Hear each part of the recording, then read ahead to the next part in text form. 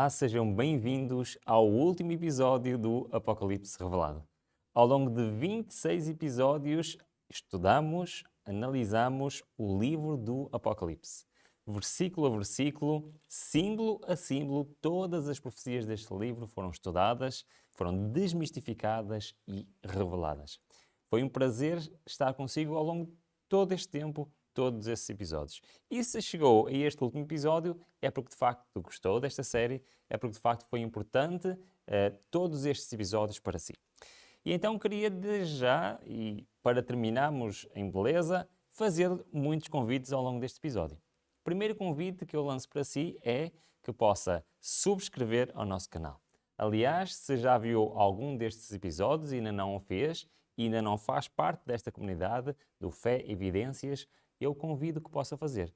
Se pesquisar no YouTube por Fé Evidências, aparece logo o nosso canal e no botãozinho vermelho, subscrever, poderá fazer parte então deste canal que neste momento, à data de hoje, tem 69.300 subscritores e consigo podemos ser mais um.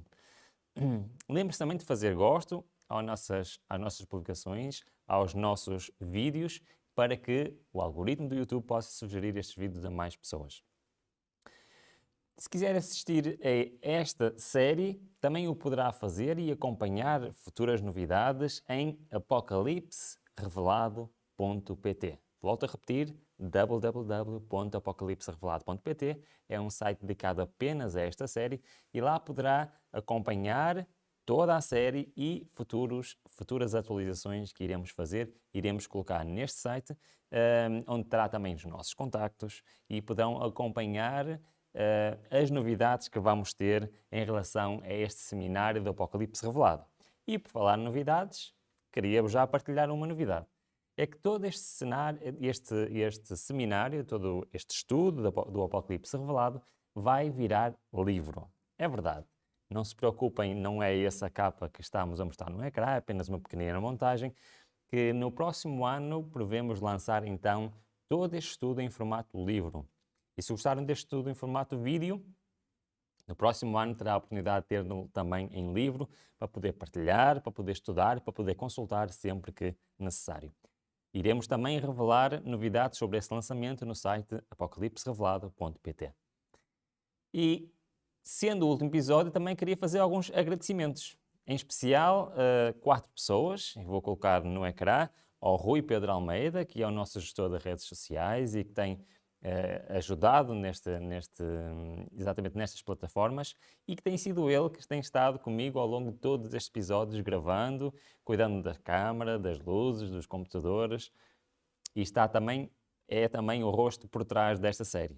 Agradeço também ao Paulo Zenha e ao seu filho, ao José Zenha, pela ajuda que eles nos têm dado, gerindo os conteúdos, fazendo então a montagem final e também publicando no site e no YouTube todos estes conteúdos. E agradecer ao Sérgio Vasco também pela ajuda que nos tem dado a nível de web design dos sites Fé Evidências e também do site Apocalipse Revelado. Só nos falta dar os nossos contactos, se têm alguma dúvida, alguma recomendação, alguma mensagem que nos querem fazer chegar, têm muitas maneiras de o fazer. Temos o nosso site principal do Ministério, www.fe.pt. O meu contacto direto, ruben@fe.pt. Podem enviar as vossas mensagens, os vossos comentários, estejam à vontade. Se quiserem contactar pelo WhatsApp, podem fazê-lo pelo número que se encontra no ecrã. E também vamos deixar estes mesmos contactos no site desta série, apocalipserevelado.pt. Muito bem, chegamos ao último episódio e chegou a altura de fazermos um pequeno resumo de todos os episódios anteriores. Não vamos ver neste momento cada aspecto, mas uma visão geral de tudo aquilo que estudamos ao longo dos 25 episódios anteriores. Se bem se lembram, começámos pela introdução. O primeiro episódio foi a introdução e este episódio vai ser a conclusão. A introdução, que são os primeiros 9 versículos de Apocalipse, e vimos que existia desde já uma ligação direta entre a introdução e a conclusão. As palavras são as mesmas. Se colocarmos lado a lado, podem ver que fala na introdução do testemunho de Jesus, na conclusão Jesus para vos testificar. Fala na introdução do bem-aventurado aquele que lê e agora bem-aventurado aquele que guarda. Ou seja, bem-aventurado aquele que lê este livro e no fim bem-aventurado aquele que cumpre, que guarda o que está aqui escrito. Na introdução, Cristo diz, eis que venho, e aqui diz, eis que venho. Também diz e menciona, eu sou o Alfa e o Ômega, e eu sou o Alfa e o Ômega também na conclusão. Existe uma ligação direta entre os primeiros versículos do Apocalipse e os últimos, que vamos estudar hoje. E na introdução nós vimos exatamente estas estruturas e vimos também qual o centro desta mensagem. Vimos que esta mensagem que vem de Deus o Pai, é sobre Jesus Cristo, foi inspirado pelo Espírito Santo, é entregue por um anjo, recebida por João e tem um destino. A mensagem do livro do Apocalipse tem um destino e esse destino sou eu. Cada um de nós somos então o destino desta mensagem. E ao longo dos vários episódios e das 8 profecias, das 8 visões que estão neste livro fantástico, nós fomos percebendo que mensagem era esta. Vimos logo na mensagem das 7 igrejas, que vai desde Apocalipse 1:10 até o capítulo 3, versículo 22, nós vimos a história ao longo dos séculos da Igreja de Deus. Vimos que essa história se divide em 7 partes. A primeira parte, que nos conta como era a Igreja primitiva. Depois, como houve a perseguição por parte do Império Romano a esta igreja e como a partir do 4º século esta igreja se transformou, mudou, quando se uniu à Igreja de Roma. E tornou-se não apenas a igreja cristã, mas tornou-se a igreja também de Roma. E esta união trouxe doutrinas diferentes, trouxe datas diferentes, trouxe festividades diferentes e também trouxe idolatria. E apesar desta corrupção, Deus ainda acompanhou esta igreja ao longo dos séculos. E se bem que no ano 34 da nossa era, Deus finalmente quebrou a aliança que tinha feito com o povo de Israel e o seu povo passou a ser o mundo cristão, é certo que na data de 1798, no início da fase da Igreja de Filadélfia, nós vimos que novamente Deus quebrou esta aliança com o povo cristão e então a profecia se dirigiu para os Estados Unidos e para o mundo protestante dos Estados Unidos.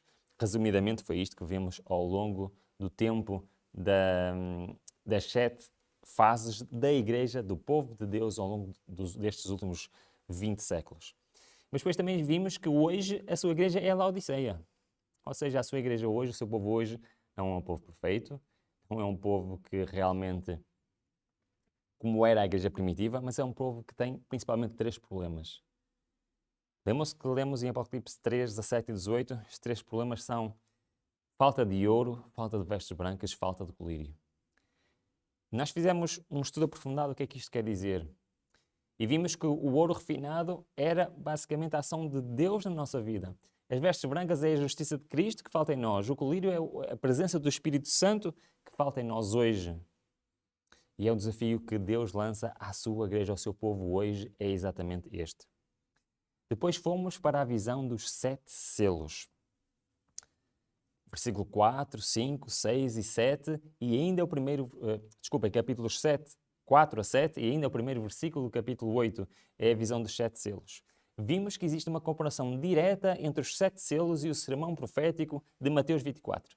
Vimos que um explica o outro e conseguimos ter o encadeamento da profecia dos 7 selos. Vimos o que é que quer dizer o cavaleiro com o cavalo branco do primeiro selo, que realmente é a pregação a todo o mundo do Evangelho Eterno na altura dos apóstolos. Vimos o cavaleiro com o cavalo branco, o segundo selo, que era guerras e rumores de guerras. Cavalo preto, fomes. Cavalo amarelo, pestes. As almas clamando debaixo do altar, que corresponde ao tempo de tribulação, que durante o período de domínio de Roma papal, ao longo dos 1260 anos, onde houve a perseguição do povo de Deus. Vimos que após isso iria haver sinais na natureza. Terremotos, sinais no sol, sinais na lua e estrelas que respondem ao 6º selo. E vimos finalmente então que tudo isto termina com a segunda vinda de Cristo. O 7º selo é este silêncio no céu, é a vinda de Cristo a este mundo. Depois também vimos uma parte muito importante no capítulo 7. Vimos que Deus tem um selo. E este estudo foi muito importante para nós conseguirmos compreender depois as profecias seguintes, e especialmente a profecia do grande conflito. Vimos que Deus tem um selo, e esse selo é o sábado, o selo do Deus vivo, onde identifica o legislador. É um sinal entre Deus e o seu povo, é um teste de obediência. E este selo de Deus foi aquele que nos permitiu depois mais tarde identificar o seu contrário, a marca da besta, como vimos mais à frente. De seguida fomos às 7 trombetas. 7 juízos que Deus trouxe ao longo da história. Falam-nos de guerras e as 4 primeiras trombetas correspondem então aos ataques e à conquista do Império Romano Ocidental.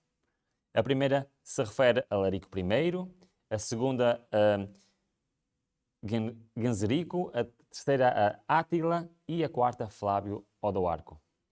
Estes, aos poucos, foram derrubando o Império Romano Ocidental até à sua conquista total, a queda do Império de Roma Ocidental. Depois, a quinta e a sexta trombeta refere-se ao Império Otomano e às suas lutas pela conquista de Constantinopla, o Império Romano Oriental, que acabou por acontecer em 1444. Então, a quinta trombeta refere-se à supremacia do Império Romano e às ações do Império Romano antes da queda do Império Bizantino, sem a supremacia ainda sobre os povos da Europa. E tinha um período profético de 140 anos que corresponde desde 1299 até 1449. A sexta trombeta corresponde então à queda do Império Bizantino e à força que teve o Império Otomano, que terminou apenas em 1840. Então, esta sexta trombeta é então as ações do Império Otomano com supremacia sobre os povos da Europa. Corresponde ao tempo profético dos 391 anos e 2 semanas que terminou precisamente a 11 de agosto de 1840.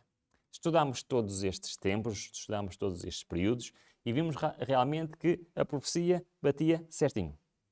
Tudo ao dia bateu certo com aquilo que a profecia falava.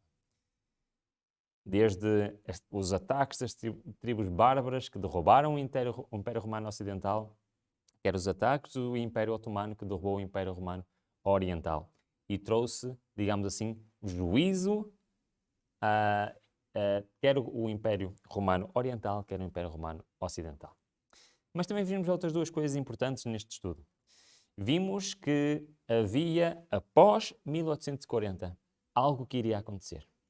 Que já estava a acontecer, que era um grande aumento da espiritualidade, especialmente na América do Norte, do estudo da Palavra de Deus, do estudo das profecias, que chegaram a uma conclusão, que estava em breve algo para acontecer. E vimos o estudo sobre o livrinho aberto e o que aconteceu a esse livrinho que João comeu e que foi amargo no ventre, que corresponde ao grande desapontamento de 1844.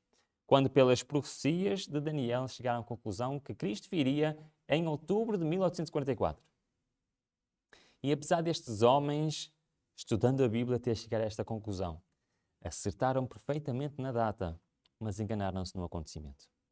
Não era Cristo que voltaria em 1844, era assim o início do julgamento no céu, que se iniciou precisamente nessa data.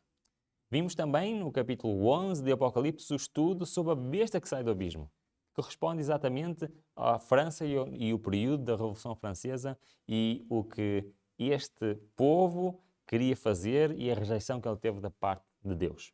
E depois concluímos o estudo das 7 trombetas com a 7ª trombeta, que responde exatamente ao início do julgamento. Por isso, o 7º juízo, a 7ª trombeta, corresponde ao juízo que hoje está acontecendo no céu, que se iniciou em 1844 e que está a percorrer todas as pessoas que já viveram desde Adão e Eva, e cada uma está neste momento a ter o seu julgamento. Chegamos depois à profecia do grande conflito, a 4ª profecia, a 4ª visão de João, que é, como vimos, juntamente com a queda da Babilónia, as duas profecias mais importantes do livro do Apocalipse. vimos que ela apresenta duas entidades oponentes, Jesus e Satanás. Vimos que Jesus nesta terra está representado por uma mulher, ou seja, uma igreja, um povo que tem como missão levar o Evangelho. E que Satanás tem do seu lado o poder de Roma, com o intuito de destruir essa mesma mulher. Vimos então as 7 cenas do grande conflito. Desde o capítulo 12 e capítulo 13 apresentam estas 7 cenas em sequência. A primeira é isto que acabamos de ler, a apresentação de Cristo e a sua igreja contra Satanás e o seu poder na terra, Roma. A segunda cena, a guerra no céu e as expulsões de Satanás. A terceira, a guerra na terra, por 1260 anos de supremacia papal. O quarto, vemos a apresentação da besta do mar, ou seja, o poder de Roma papal. O quinto é a apresentação da besta da terra, ou seja, os Estados Unidos da América. E o sexto, a formação da imagem da besta. O que é que isto quer dizer? Que os Estados Unidos se tornarem um reino autoritário e perseguidor. Isto para nós ainda está no futuro, impondo leis relacionadas com o domingo. E por último, a sétima célula do grande conflito é o fim do grande conflito, a segunda vinda de Cristo, que depois estudamos mais tarde. Também vimos que as características principais da igreja verdadeira neste tempo do fim era que guardam os mandamentos de Deus, ou seja, cumprem com o que está escrito na palavra de Deus e têm o testemunho de Jesus Cristo. Isto permitiu-nos identificar pelo nome quem é essa igreja hoje, quem é hoje o povo de Deus na terra.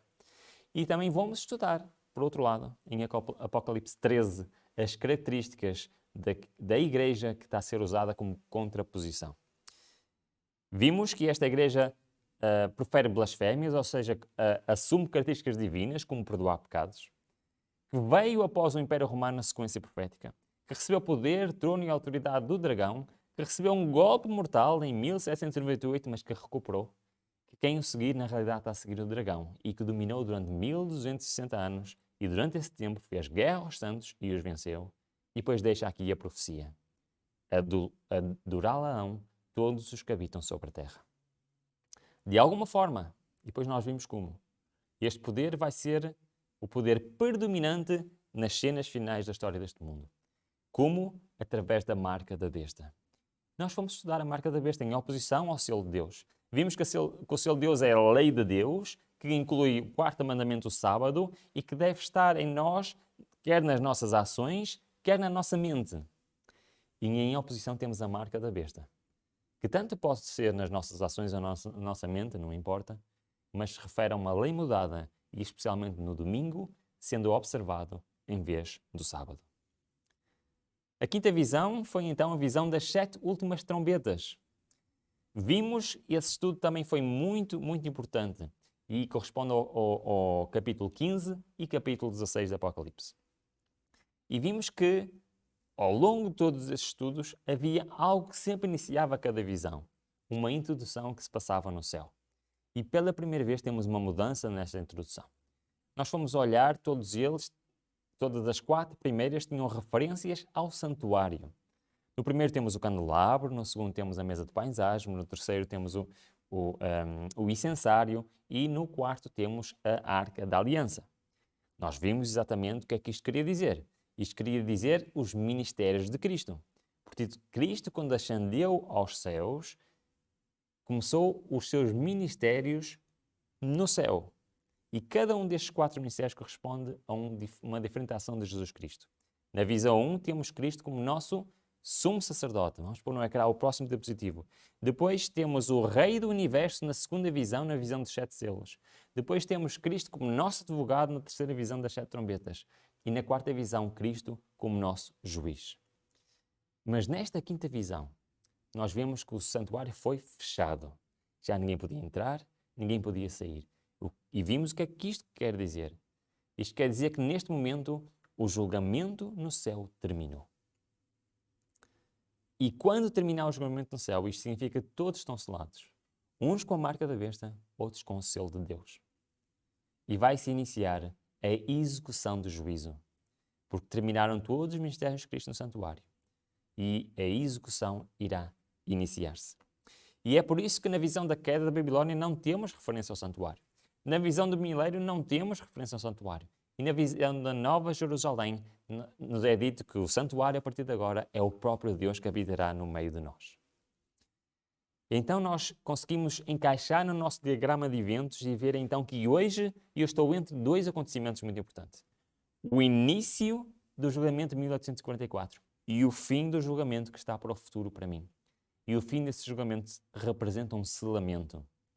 O destino de todos os seres vivos nesta terra, todos os seres humanos vivos nesta terra, vai estar traçado neste momento. E isto representa exatamente o momento onde, poucos dias depois, se irá começar então as 7 últimas pragas.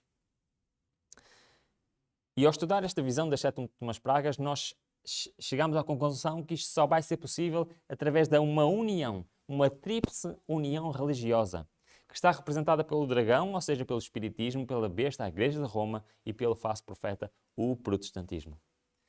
Todos estes se irão unir com um propósito, a honra do domingo em vez do sábado. Então se iniciarão as 7 últimas pragas. Desde úlceras, desde o fim da vida nos mares e nos rios, o fim da água potável, o aumento da atividade solar e um grande calor que vão fustigar a Terra durante dias, semanas e alguns meses. Finalmente, a própria Roma, a própria entidade por trás de toda esta união mundial contra os que guardam os mandamentos de Deus, será atingida pelas mesmas pragas. E as pessoas vão chegar a uma conclusão, que estavam a ser enganadas. E esta é a 6ª praga, o fim do apoio popular à Babilónia. O fim do apoio popular é esta instituição religiosa, esta instituição civil, que tem estado e estará a enganar todo o mundo. E a 7ª última grande praga é uma grande destruição. E depois, a visão seguinte foca-se na 4ª praga, na 6ª praga, que fala do fim do apoio popular à Babilónia, ou seja, da queda da Babilónia, e concentra-se exatamente neste aspecto, que é o capítulo 17 e 18 do Apocalipse. É que nos mostra uma mulher que desta vez é uma prostituta, em comparação ou em oposição à mulher de Apocalipse 12, que era uma mulher pura e verdadeira. Esta é uma prostituta, uma falsa igreja. E vimos que seu nome é Babilónia. E descrevemos as características dela, estudando o capítulo 17 de Apocalipse. Vimos que é uma igreja, vimos que é em Roma, que é também ela própria uma cidade, ou seja, a cidade do Vaticano. Vimos que pratica idolatria, que acredita na justificação pelas obras, que adulterou a lei de Deus, que perseguiu e matou durante o seu período de supremacia e que sofreu um grande golpe em 1798. Identificamos perfeitamente quem é esta mulher, quem é esta Babilónia espiritual do tempo do fim, que vai ser por trás, nos bastidores, quem vai estar a puxar todos os cardelinhos e levar a esta união mundial. Vimos também que ao longo da história, Apocalipse 17 nos apresenta que houve sempre um poder que passou, digamos assim, a sua coroa de um para o outro, como diz especialmente a Bíblia. E olhando para as datas, nós vimos que esse primeiro poder que Deus trouxe foi o povo de Israel. Que devido à sua rebelião, esse poder foi depois conquistado e a autoridade mundial, ou seja, o poder com mais força a nível mundial da altura passou a ser então Babilónia. E Deus levou Nabucodonosor a esta conquista. Deus também depois levou Ciro e o Império Medo-Persa a conquistar a Babilónia, a trazer o juízo à Babilónia. Depois Alexandre Grande trouxe a Grécia para o panorama geral. Depois foi a vez de Roma imperial e, por fim, Roma papal. E hoje, conforme a profecia, a partir de 1798, este poder e esta autoridade virou-se para os Estados Unidos da América, que serão o principal país e poder em ação nas profecias finais de Apocalipse. Também vimos que, por trás, nesta profecia que nos fala de 7 reis e um 8º rei, por trás, alguém que não vai voltar a ter a predominância que tinha no passado, nem o poder que tinha no passado, mas as suas ideias, a sua filosofia, a sua marca será promovida exatamente pelos Estados Unidos da América e apoiada por todo o mundo, que levará então ao clímax desta disputa, desta luta que é a Batalha do Armagedão, ou seja, a luta e o decreto que vai decretar a morte de todos aqueles que querem continuar a seguir com o que está escrito na Palavra de Deus. Vimos que isso é só possível através de uma união mundial. Não só uma união mundial religiosa entre catolicismo, protestantismo e espiritismo, mas também uma união civil.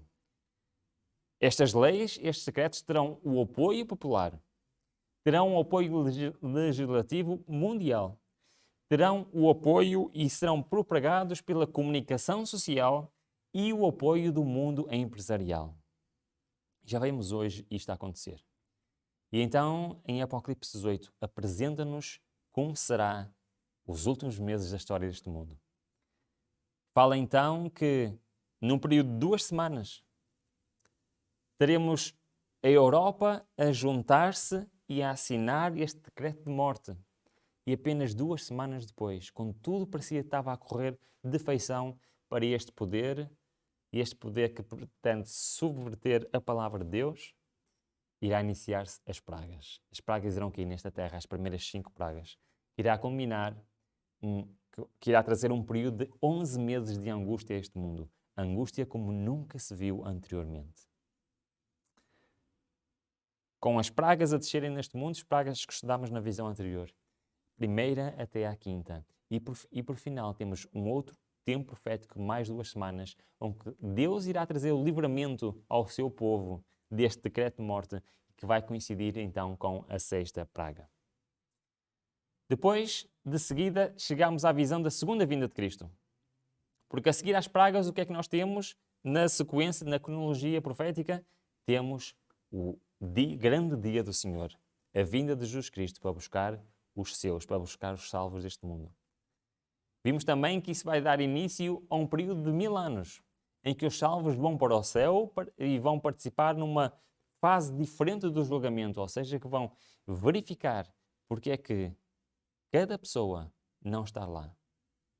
É uma fase de julgamento em que quem está no céu irá estar a julgar todos aqueles que não lá estarão, inclusive a Satanás e os seus anjos.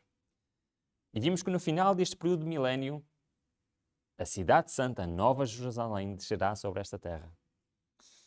E haverá então a segunda ressurreição. Quando da segunda vinda de Cristo haverá a primeira ressurreição, quando da terceira vinda de Cristo haverá a segunda ressurreição. Todos os ímpios, todos que foram condenados, todos eles ao longo da história irão ressurgir e vão voltar a este mundo. Irão se juntar a Satanás num último ataque à cidade santa, a Nova Jerusalém. E então descerá fogo do céu, irá purificar esta terra, irá permanentemente destruir o pecado e o pecador junto com o pecado. E chegamos ao fim, à última visão, à Nova Jerusalém, onde nós vimos então como iria ser a nova terra, em que analisamos como os santos vão viver pela eternidade. Olhamos para o diagrama de evento e vemos então que a nova terra irá ser instituída após a terceira vinda de Cristo, após este período de 1000 anos. E chegamos então à conclusão final. Agora, chegamos à altura em que vamos concluir com os últimos versículos de Apocalipse e ver algo de muito importante para nós hoje. Então, Apocalipse 22, no versículo 6 e 7, diz-nos o seguinte: E disse-me, estas palavras, todo este livro, todas estas visões são fiéis e verdadeiras. E o Senhor, o Deus dos santos profetas, enviou o seu anjo para mostrar aos seus servos as coisas que em breve hão de acontecer. Eis que presto venho, eis que cedo venho. Bem-aventurado aquele que guarda as palavras da profecia deste livro. Temos uma bênção para todos aqueles que guardam estas palavras. No início do estudo do Apocalipse, no primeiro episódio, lemos que existia uma bênção para todos aqueles que realmente leem estas palavras. E agora temos uma bênção para aqueles que guardam, para aqueles que acreditam e aceitam o que está aqui escrito. Versículo 8 diz-nos: E eu, João, sou aquele que vi e ouvi estas coisas. Foi o próprio João que viu com os seus próprios olhos todas estas visões. E, havendo-as ouvido e visto, prostei-me aos pés do anjo que me as mostrava para o adorar. E ele disse-me, olha, não faças tal, porque sou eu conservo teu e dos teus irmãos os profetas, e dos que guardam as palavras deste livro. Adora a Deus. E disse-me, não seles as palavras da profecia deste livro, porque próximo está o tempo.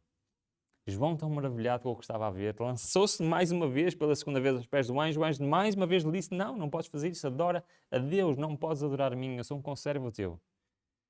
Mas disse aqui algo interessante. Não seles as palavras da profecia deste livro. E este livro não tem que ser um livro enigmático para cada um de nós. A palavra Apocalipse quer dizer revelação. É uma mensagem que nós devemos saber, devemos estudar, devemos compreender, porque é realmente fundamental para os tempos que se aproximam. Versículo 11. Quem é justo, seja injusto. Quem é injusto, seja injusto ainda. E quem é sujo, seja sujo ainda. E quem é justo, seja justificado ainda. E quem é santo, seja santificado ainda. Isto é uma referência direta àquilo que nós vimos ao selamento. A partir do momento em que termina o julgamento do céu, todos têm o seu destino eterno decidido. Aqueles que são injustos, que vivem em pecado, vão continuar a viver em pecado. Aqueles que são santos, aqueles que foram realmente selados pelo selo de Deus vivo, vão permanecer fiéis até à segunda vinda de Cristo. Porque é que Cristo diz quando vier, versículo 12, e eis que cedo venho, e o meu galardão, o meu prémio, está comigo, para dar a cada um segundo a sua obra. Eu sou o Alfa e o Ômega, o princípio e o fim, o primeiro e o derradeiro. Versículo 14. Bem-aventurados, felizes, aqueles que guardam os seus mandamentos, para que tenham direito à árvore da vida e possam entrar na cidade pelas portas. Foi exatamente o que vimos no episódio anterior. Mas que ficarão de fora os cães e os feiticeiros e os que se prostituem, e os homicidas e os idólatras e qualquer que ama e comete a mentira. Bom, estamos aqui a descrever algumas das características daqueles que não vão lá estar. Mas tinha ali uma palavra estranha e muitas vezes me perguntam o porquê desta palavra. Será que os cães não vão lá estar? Bom, quando o texto está a falar aqui em cães, não está a falar de animais, está a falar de pessoas que têm uma determinada característica. Vamos só rapidamente ver o que é que isto quer dizer. Filipenses, já Paulo nos tinha advertido da mesma coisa. Diz, resta, irmãos meus, que vos regozijeis no Senhor, vos alegreis no Senhor. Não me aborreço de escrever as mesmas coisas. E é segurança para vós. Guardai-vos dos cães. Não está a falar de animais. Guardai-vos dos maus obreiros. Guardai-vos da circuncisão. Então os cães são pessoas, são, como diz o apóstolo Paulo, maus obreiros. Mas já lá atrás no Velho Testamento nós tínhamos uma outra definição. Salmos 22 diz-nos, pois me rodearam cães. Isto é uma profecia referente à primeira vinda de Jesus Cristo e àqueles que mataram a Jesus Cristo. E o texto de Salmos traz esta definição de cães que, mais uma vez, não tem a ver com animais, tem a ver com um certo grupo de pessoas. Quais são estas? O ajuntamento de malfeitores me cercou. Trespassaram as mãos e os pés. Poderia contar todos os meus ossos e vêm e me contemplaram. Partem entre si as minhas vestes e lançam sortes sobre a minha roupa. Então, quando em Apocalipse lemos que não vão estar lá cães, não está a falar de animais, está a falar de pessoas. Quais são essas pessoas? Pessoas que são malfeitores, pessoas que são traidores, pessoas realmente que são maus obreiros. E esses, a Bíblia chama-los de cães. Já olhando para um texto semelhante a este Apocalipse, nós vemos em Paulo, em 1 Coríntios, que não sabeis que os injustos não hão de herdar o reino de Deus? Não erreis, nem os devassos, nem os idólatras, nem os adultos, nem os efeminados, nem os sodomitas, nem os ladrões, nem os avarentos, nem os bêbados, nem os maldizentes, nem os roubadores herdarão o reino de Deus. E por isso então temos, mais uma vez no Apocalipse 21:8, como já lemos anteriormente, mas quanto aos tímidos, aos incrédulos, aos abomináveis, aos homicidas, e aos que se prostituem, e aos feiticeiros, e aos idólatras, e a todos os mentirosos, a sua parte será no lago que arde com fogo e enxofre, que é a segunda morte. Esta será a conclusão para todos aqueles que não querem saber da Bíblia, da lei de Deus e de fazer a vontade do Pai. Por isso, na altura de eu hoje decidi de que lado quero estar. Quando nós olhamos para este texto, nós vemos que bem-aventurados, felizes aqueles que guardam os mandamentos, porque terão direito à árvore da vida, enquanto os outros terão direito à morte eterna. Versículos 16 e 17 diz-nos: Eu, Jesus, enviei o meu anjo para vos testificar estas coisas nas igrejas. Eu sou a raiz e geração de David, a resplandecente estrela da manhã. E o Espírito e a esposa, esta esposa, devemos ser cada um de nós. Esta esposa é o povo de Deus hoje. Devem dizer o quê? Vem. E quem ouve esta mensagem, diga também vem. E quem tem sede, venha, e quem quiser, toma de graça da água da vida. Versículo 18. Porque eu testifico a todo aquele que ouvir as palavras da profecia deste livro que, se alguém lhes acrescentar alguma coisa, Deus fará vir sobre ele as pragas que estão escritas neste livro. E se alguém tirar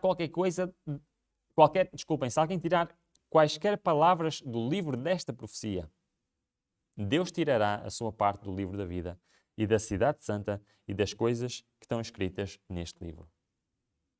E este é o único livro da Bíblia que tem promessa de bênçãos para quem lê e para quem lhe pratica.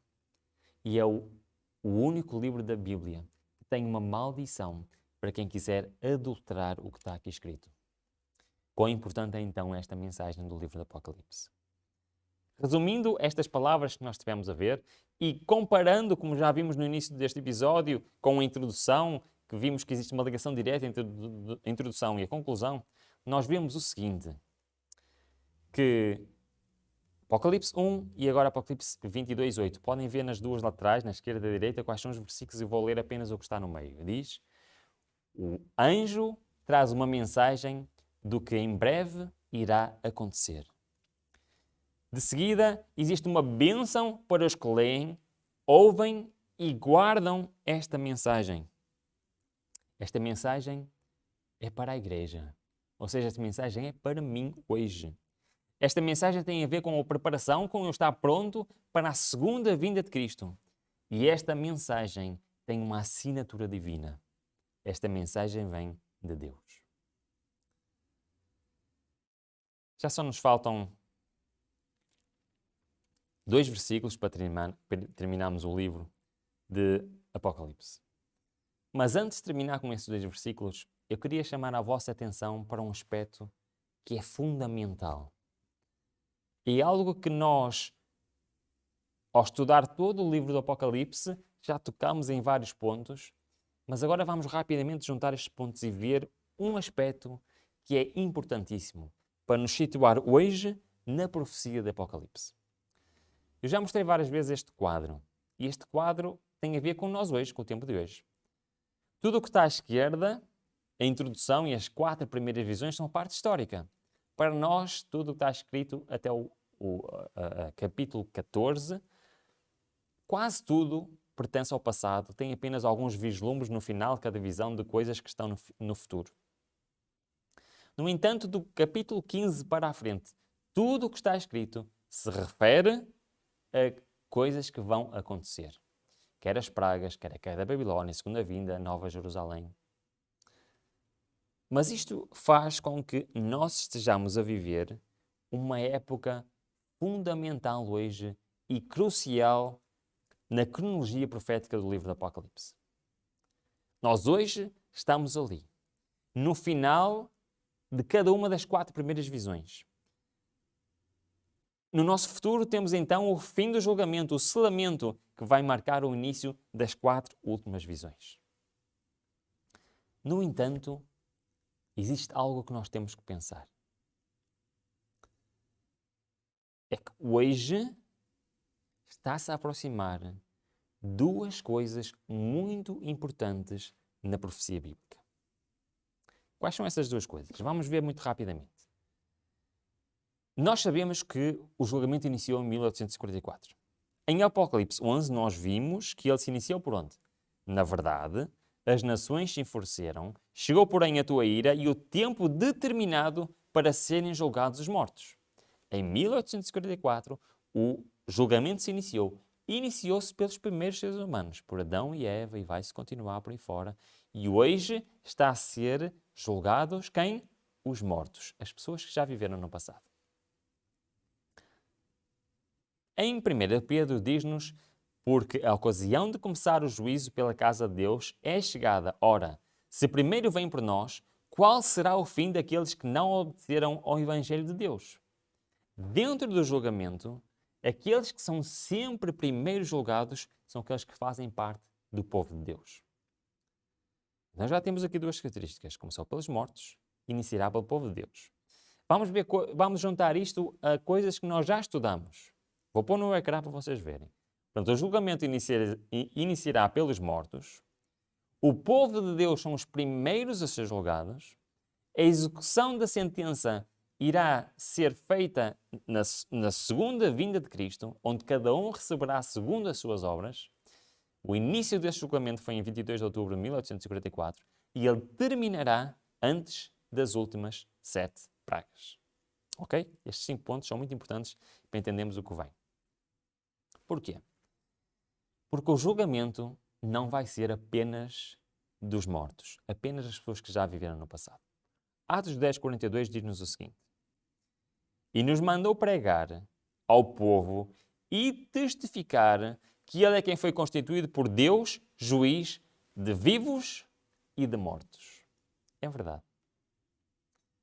Num dia que para nós está no futuro ainda, o julgamento vai passar das pessoas que já viveram, dos mortos, para os vivos, para aqueles que ainda estiverem vivos aqui nesta terra. Eu vou colocar um quadro no ecrã que nos mostra um resumo do Apocalipse 13 e Apocalipse 14, que é muito importante para nós entendermos onde eu quero chegar hoje. E nós vimos que a cronologia profética e os eventos vão se começar a desencadear após o quê? Após a formação da imagem da besta que vemos no Apocalipse 13. Ou seja, os Estados Unidos da América vão imitar o poder papal que usou no passado. Ou seja, vão instituir leis que vão obrigar as pessoas a não trabalharem ao domingo. E nós vimos que isso irá marcar o início de todas as profecias até à segunda vinda de Cristo. Enquanto não houver isso, nada ainda se vai modificar. Porque é isso que marca o início de todas as profecias. Então, nós vimos e podemos chegar a uma conclusão muito simples.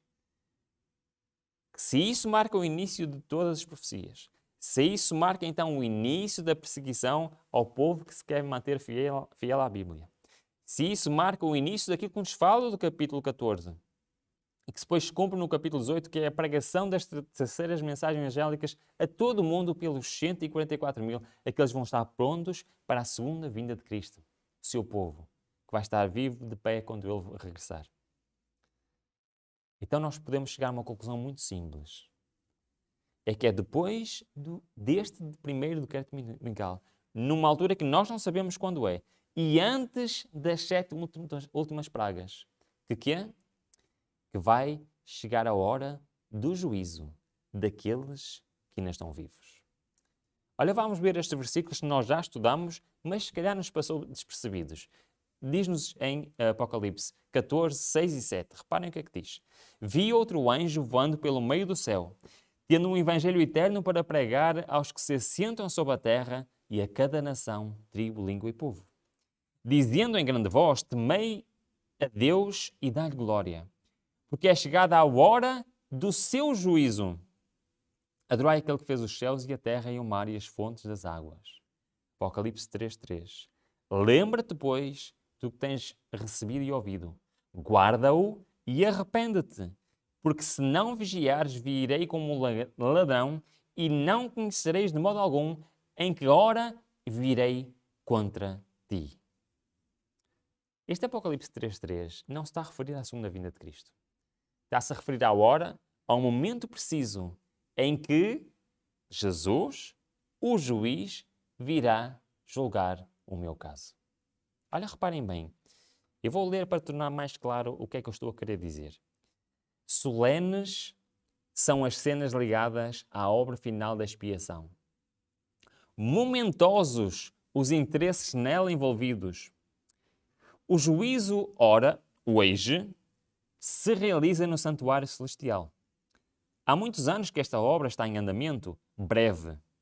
Ninguém sabe quão breve passará ela aos casos dos vivos. Podemos ser cada um de nós. Continua. Na augusta presença de Deus, nossa vida deve passar por exame.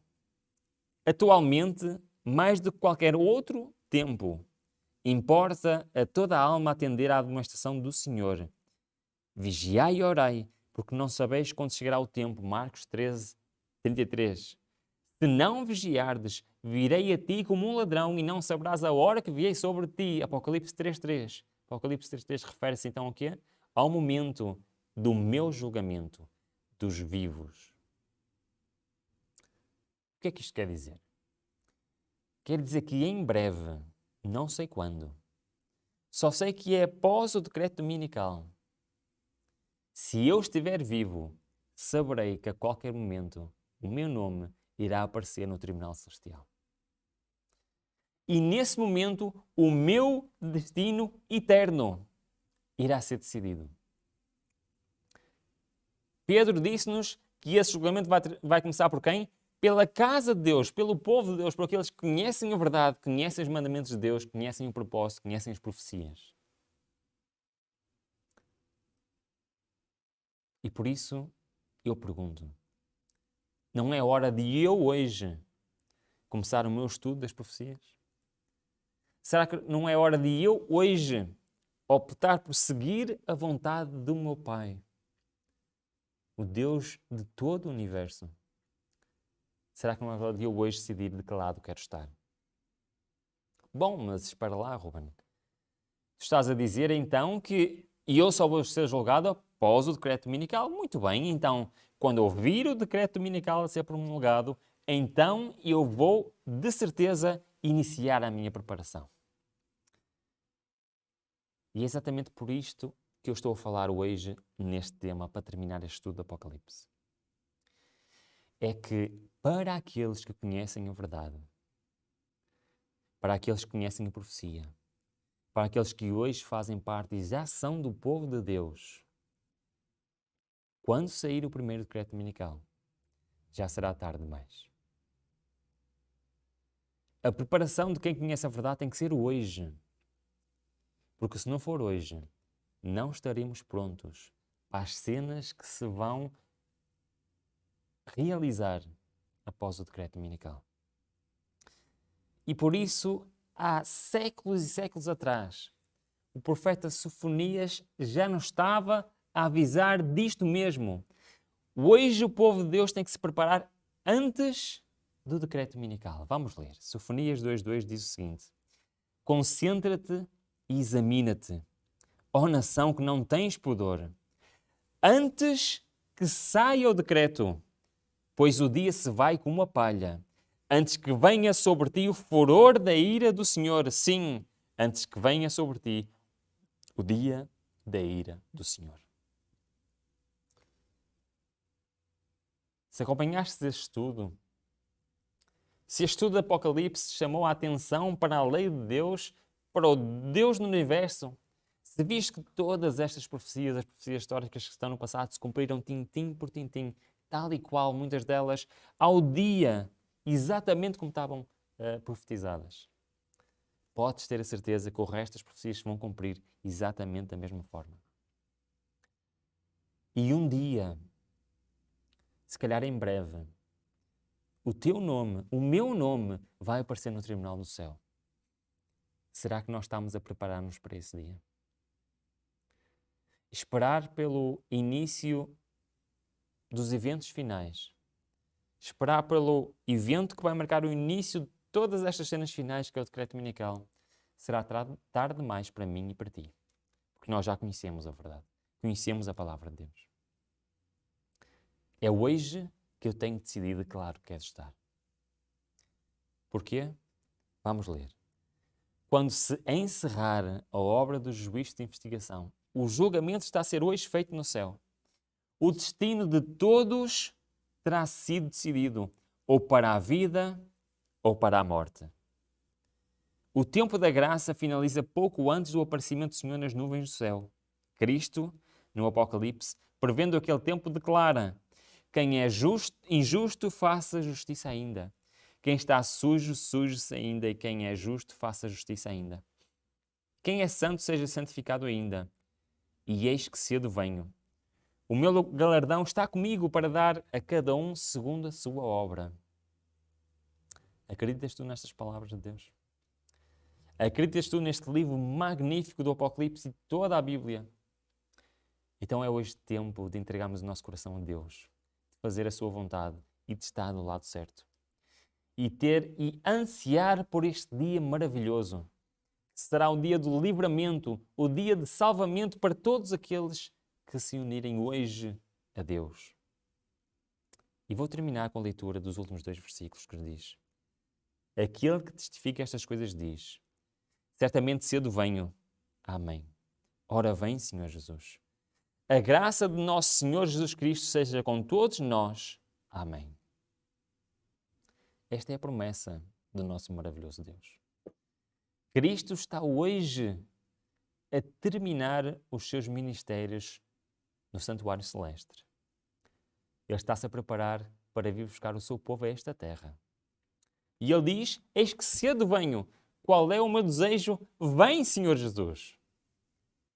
Que este desejo possa animar a nossa vida, a nossa alma, a decidir hoje mesmo fazer parte daquele grupo que irá viver para sempre com Cristo Jesus. Chegamos ao fim do estudo do livro do Apocalipse. Espero que este estudo possa ser uma bênção para a vossa vida, como tem sido para a minha vida. E espero sinceramente um dia me encontrar contigo lá na Pátria Celestial. Até lá, que Deus nos abençoe.